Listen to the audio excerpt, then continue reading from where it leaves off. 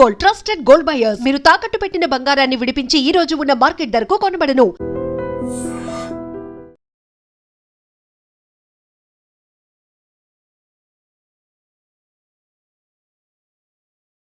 Breaking news మనం చూస్తున్నాం. Hydraa commissioner Ranganath తీరు మీద తెలంగాణ హైకోర్టు తీవ్ర ఆగ్రహం వ్యక్తం చేసింది. సో ఉద్యోగం నుంచి తీసి పడేయండి, ఇంకొక అర్హత కలిగినటువంటి వ్యక్తిని ఆ పొజిషన్లో పెట్టండి అని చెప్పి డైరెక్ట్గా సిఎస్కి ఆదేశాలు జారీ చేసింది తెలంగాణ హైకోర్టు. ఎందుకంటే కోర్టు ధిక్కరణ పిటిషన్లలో కనీసం క్షమాపణ కోరకపోవటం ఈయన అహంకార ధోరణికి నిదర్శనం అని చెప్పి చాలా స్పష్టంగా చెప్పింది కోర్టు. మల్కాజ్గిరి మండలం లోతుకుంటలో హైకోర్టు ఆదేశాలను ఉల్లంఘించి కూల్చివేతలు చేపట్టడాన్ని అంతకుముందు కోర్టు తప్పుపట్టింది. అసలు ఒక్క జీవో ద్వారా ఏర్పడినటువంటి ఈ హైడ్రాకి అసలు చట్టాలన్నీ కూడా అతిక్రమించే అధికారులు అసలు ఎవరిచ్చారని చెప్పి చాలా ఘాటుగా ప్రశ్నించింది. కోర్టులో క్షమాపణ చెప్పి తీరాల్సిందే అని చెప్పి చాలా స్పష్టంగా కోర్టు చెప్పింది. ఒకే అంశానికి 3 కోర్టు ధిక్కరణ పిటిషన్లు దాఖలైన హైడ్రా కమిషనర్ తీరులో మాత్రం కనీసం మార్పు రాలేదని చెప్పి కోర్టు చాలా ఆగ్రహంతో ఈరోజు ఆయన మీద మాట్లాడిన పరిస్థితుంది. కోర్టు ధిక్కరణకు పాల్పడినటువంటి వ్యక్తి దాఖలు చేసిన పిటిషన్లో కనీసం అతను సారీ కూడా చెప్పలేదు. ఎందుకంటే తప్పు చేస్తూ ఉన్నాడు, కోర్టు ధిక్కరణ చేస్తూ ఉన్నాడు. అయినప్పటికీ కూడా కనీసం సారీ చెప్పడానికి వచ్చినటువంటి ఇబ్బంది ఏంటి, అసలు ఎందుకు ఇంత మొండి వైఖరి, ఎందుకు ఇంత అహంకారం, ఇది కోర్టు చాలా సీరియస్గా అయింది. మనం ఒక సంవత్సర కాలంగా చూస్తున్నాం హైకోర్టు మీద. హైకోర్టు చాలా స్పష్టంగా కోర్టుకు హాజరు కావాల్సిందే, దీని మీద వివరణ ఇవ్వాల్సిందే, హైడ్రా కమిషనర్ ఎందుకు ఈ విధంగా బిహేవ్ చేస్తూ ఉన్నాడు, దీనికి సమాధానం చెప్పాలి అని చాలా సందర్భాల్లో సీరియస్ అయినటువంటి పరిస్థితి ఉంది. చాలామంది హైదరాబాద్ చుట్టుపక్కల ప్రాంతాల్లో పిటిషన్ల మీద పిటిషన్లు వేశారు, కానీ వేటిని కూడా హైడ్రా కమిషనర్ పట్టించుకోలేదు, తొంగలో దొక్కేసి కనీసం కోర్టుకు కూడా గౌరవం ఇవ్వలేదు అని చెప్పి హైకోర్టు మాటలను బట్టి అర్థమవుతోంది. అంటే ఒకవేళ ఆయనపై చర్యలను ఉపేక్షిస్తే, ఇప్పుడు కనుక మేము సీరియస్ అయ్యి ఎలాంటి యాక్షన్ తీసుకోకపోతే చట్టం ముందు అందరూ సమానమే అనే సూత్రం పూర్తిగా కనుమరుగైపోతుంది, న్యాయస్థానం గౌరవ ప్రతిష్టలు కూడా భంగం వాటిల్లుతుందని చెప్పి చాలా స్పష్టంగా చెప్పింది.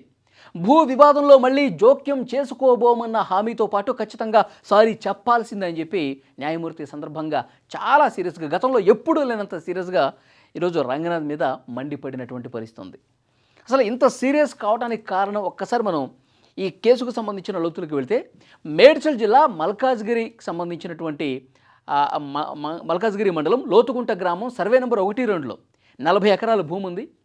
ఈ నెల 17వ తారీఖున హైడ్రా కూల్చివేతలు చేపట్టడాన్ని సవాల్ చేస్తూ Shantha Sriram constructions private limited ఒక పిటిషన్ దాఖలు చేసింది. కోర్టు ధిక్కరణ పిటిషన్పై జస్టిస్ జూకంటి అనిల్ కుమార్ శుక్రవారం విచారణ కొనసాగించారు. ఈ విచారణకు అడ్వకేట్ జనరల్ సుదర్శన్ రెడ్డి హాజరై పిటిషనర్ల స్థలంలోకి హైడ్రా అధికారులు వాదించారు. వాళ్ళు మేము వెళ్ళలేదని చెప్పి వాదించారు. దీనిపై తీవ్ర అసంతృప్తి వ్యక్తం చేసిన న్యాయమూర్తి హైడ్రా అధికారులు న్యాయస్థానానికి ఇచ్చిన హామీకి విరుద్ధంగా వ్యవహరించారని తప్పుపట్టారు. కోర్టు ఉత్తర్వుల అమలుకు ఆర్మీని రంగంలోకి దింపాలంటూ గురువారం ఇచ్చే ఆదేశాలను కేవలం ఏజీ అభ్యర్థన మేరకు పెండింగ్లో పెట్టామని గుర్తు చేశారు. హైడ్రాకు కోర్టు ఉత్తర్వులంటే కనీసం మర్యాద లేదు, మేము చాలా క్లియర్గా చెప్పాం కదా, అసలు ఆ భూముల్లోకి రావద్దు, జోక్యం చేసుకోవద్దంటే జోక్యం చేసుకోవటం, అక్కడ ఉన్న పళంగా చర్యలు తీసుకోవటం. అంటే హైడ్రా ఏమనుకుంటోంది, కోర్టు అంటే కూడా పట్టించుకోదా, కోర్టు అంటే కూడా పట్టింపు లేదా, కోర్టు అంటే కనీసం మర్యాద లేదా, చట్ట ప్రకారం వ్యవహరించాలన్న ఉద్దేశం అస్సలు ఈ హైడ్రా కమిషనర్కు కనిపించడం లేదని చెప్పి న్యాయమూర్తి మండిపడ్డారు. అంటే మేము వద్దు అంటే ఆ పనే చేస్తాడు, కోర్టుకు రావాలి అంటే రావడు, క్షమాపణ చెప్పాలి అంటే చెప్పడు.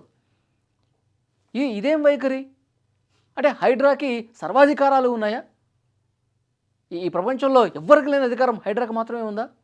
ఇది కోర్టు ఆగ్రహంతో మాట్లాడినటువంటి మాటలు. కోర్టులు ఉత్తర్వులు ఇచ్చాక ఆ స్థలంలోకి వెళ్లే హక్కు ఎవరిచ్చారంటూ, ఆ అధికారంతో వెళ్ళి నిర్మాణాలను కూల్చివేశారంటూ మండిపడ్డటువంటి పరిస్థితుంది. పోలీసులు, రెవెన్యూ, జీహెచ్ఎంసీ యంత్రాంగం మొత్తం హైడ్రాను ఎందుకు ఆశ్రయిస్తోందని ప్రశ్నించారు. ఇరిగేషన్, రెవెన్యూ చట్టాలు కోరలేకుండా అయిపోయాయని, కేవలం ఒక్క జీవో ద్వారా ఏర్పడినటువంటి హైడ్రాకి ఎన్ని అధికారాలు ఎక్కడి నుంచి వచ్చాయంటూ ఆక్షేపించారు. అసలు ఏ అధికారంతో హైడ్రా అధికారులు పోలీసుల్ని, జేసీబీలని తీసుకెళ్తున్నారు, ఎంపిక చేసిన కొన్నిటినే ఎందుకు లక్ష్యంగా చేసుకుంటున్నారని చెప్పి నిలదీసింది కూడా హైకోర్టు. అసలు చెరువుల పరిరక్షణ మంచిదే, కానీ ఇక్కడ ఏం జరుగుతోంది? హైడ్రా అధికారులు చట్టానికి అతీతులు కాదు, చట్టానికి లోబడే ప్రతి వ్యవస్థ కూడా పనిచేయాలి, కోర్టు పరిధిలోకి లోబడి పనిచేయాల్సిందే అని చెప్పి స్పష్టం చేసింది. కమిషనర్ అఫిడవిట్ దాఖలు చేసిన తర్వాత తదుపరి చర్యలను పరిశీలిస్తామని పేర్కొంటూ విచారణను ఈ నెల 27కు వాయిదా వేశారు. అంటే మొన్న విచారణ జరిగినప్పుడు గతంలోనూ పలు కేసుల్లో ఏవి రంగనాథ్పై హైకోర్టు మొట్టికాయలు వేసినటువంటి పరిస్థితి కూడా ఉంది. కానీ ఏ సందర్భంలో కూడా ఏవి రంగనాథ్ హైకోర్టుని బేఖాతరు చేశాడు, హైకోర్టుకి కనీసం మర్యాద ఇవ్వలేదు, ఇంకా తీసి పారేశాడు. నాకేంటి సంబంధం, అసలు హైకోర్టుతో నేను పట్టించుకోవాల్సిన అవసరం లేదు, హైకోర్టు పిలిస్తే పోవాలా, ఇది. సో దీని మీద చాలా సీరియస్ అవుతూ అసలు ఈ పోస్ట్లో ఈయనకి కొనసాగే అర్హత కూడా లేదు, ఇతను వెంటనే తీసేయండి అని చెప్పి ప్రభుత్వ ప్రధాన కార్యదర్శికి ఆదేశాలు ఇచ్చింది. డీజీ స్థాయి అధికారిని ఆయన ప్లేస్లో ఇంకొక వ్యక్తిని పెట్టండి, ఇతను మాత్రం హైడ్రాలో ఉండాల్సినటువంటి అవసరం లేదని చెప్పి చాలా స్పష్టంగా చీఫ్ సెక్రటరీకి ఆదేశాలు జారీ చేసినటువంటి పరిస్థితి ఉంది. కానీ ముఖ్యమంత్రి రేవంత్ రెడ్డి గారు ఏరుకోరి హైడ్రా వ్యవస్థకి ఒక సీనియర్ పోలీస్ ఆఫీసర్ కావాలని చెప్పి ఏవి రంగనాథ్ గారిని పెట్టారు. ఆయన ఎప్పుడైతే ఛార్జ్ తీసుకున్నాడో, ఛార్జ్ తీసుకున్న తర్వాత నాగార్జునకి సంబంధించినటువంటి అక్కడ ఆ కన్వెన్షన్ సెంటర్ ఏదైతే ఉందో ఎన్ కన్వెన్షన్, దాన్ని కూల్చివేసిన తర్వాత మంచి ప్రశంస దక్కింది హైడ్రా కమిషనర్కి, హైడ్రా బాడీకి.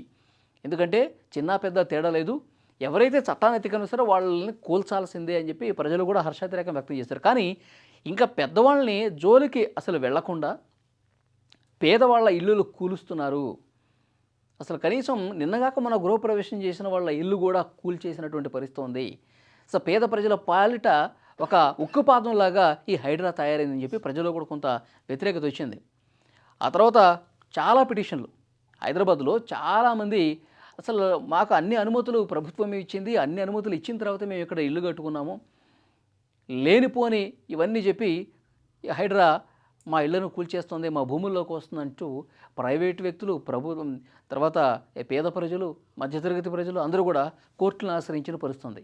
సో ఈ సందర్భంగానే కోర్టులు కూడా పలానా భూముల్లోకి వెళ్ళొద్దు, అసలు ఇక్కడికి రావాల్సిన అవసరం ఏముంది, ఇక్కడంతా కరెక్ట్గానే ఉంది కదా, హైడ్రా ఎందుకని ఇంత మొండిగా బిహేవ్ చేస్తుంది, సో కూల్చేసిన వాళ్ళకి ఎలా న్యాయం చేస్తారు, ఇలా వాదనలు జరుగుతున్న టైంలో ఒక సంవత్సర కాలంగా దాదాపు 63 కేసులకు సంబంధించి ఏవి రంగనాథ్ని హైకోర్టు ఆగ్రహం వ్యక్తం చేయడం కాదు, డైరెక్ట్ ఒకసారి కోర్టుకు రండి, మీరు కోర్టుకు రావాల్సిందే, కోర్టులో కనిపించాల్సిందే, క్షమాపణ చెప్పాల్సిందే అని చెప్పి చాలా సందర్భాలు చెప్పింది. కానీ లైట్ తీసుకున్నటువంటి పరిస్థితి. అందుకే వాళ్ళ మరింత సీరియస్గా ఘాటుగా కోర్టు అంటే నీకు లెక్కలేదు, అసలు నీకు ఆ పోస్ట్లో ఉండాల్సిన అర్హత లేదని చెప్పి సీరియస్గా చెప్పినటువంటి పరిస్థితి ఉంది.